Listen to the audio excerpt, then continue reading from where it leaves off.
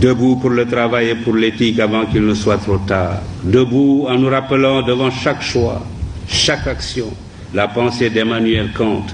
Demandons-nous chaque fois que nous sommes tentés d'avoir un comportement non éthique, ce que serait la vie si chacun faisait comme nous. Demandons-nous ce que serait une société de délateurs, de profiteurs, de voleurs, de corrupteurs et de corrompus, d'indisciplinés, d'insouciants, d'égoïstes, de fraudeurs. La liste est longue, mais la réponse est une, ce serait une société vouée à l'échec et peut-être à la déchéance et à la misère matérielle et intellectuelle. Alors, évitons de tels comportements. J'avais ajouté, déterminons-nous à débusquer et à écarter sans complaisance au besoin et à punir sans faiblesse ce qui ruine ce pays ou le desservent, les corrompus et les antinationaux, les roublards et les paresseux. Cultivons l'honnêteté et le courage au travail, que chacun au poste où il est, du ministre au planton, du chef d'entreprise aux manœuvres, considère comme reposant sur ses seules épaules le destin de la nation. Inventons un système qui ne récompensera désormais que la compétence, le travail et la probité. La vérité est que, à cette époque, j'avais constaté que le Sénégal avait fait, depuis qu'il avait accédé à l'indépendance, ensemble avec l'ancien Soudan français, 2 faux départs. Le premier a été constitué par la rupture de la Fédération du Mali.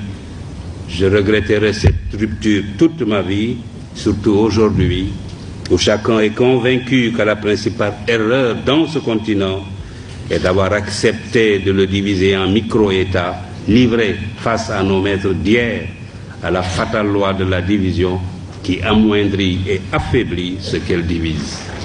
Plutôt que d'avoir de grands politiciens, cherchons à avoir de grands médecins, de grands ingénieurs, de grands professeurs, de grands spécialistes de l'économie et des finances, et même des savants. Les pays les plus puissants du monde ne sont pas ceux où la politique est reine.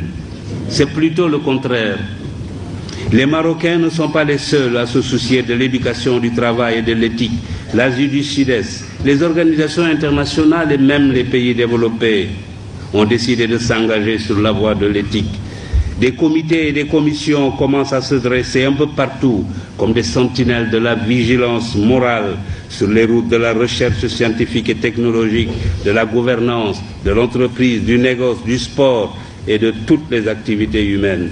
Leur mission consiste à informer, éduquer, prévenir, enquêter, proposer des remèdes ou des sanctions aux organes compétents.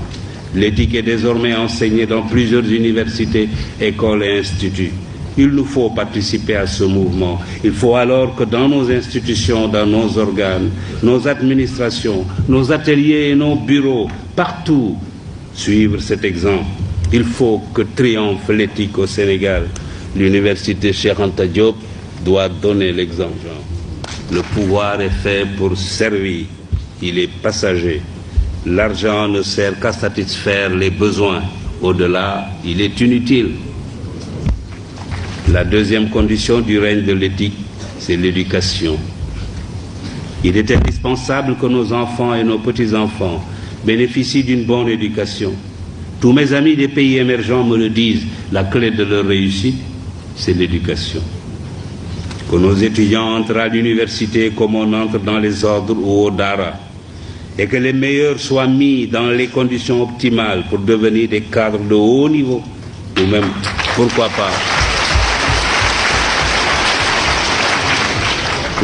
pourquoi pas, comme je le disais tout à l'heure, des savants.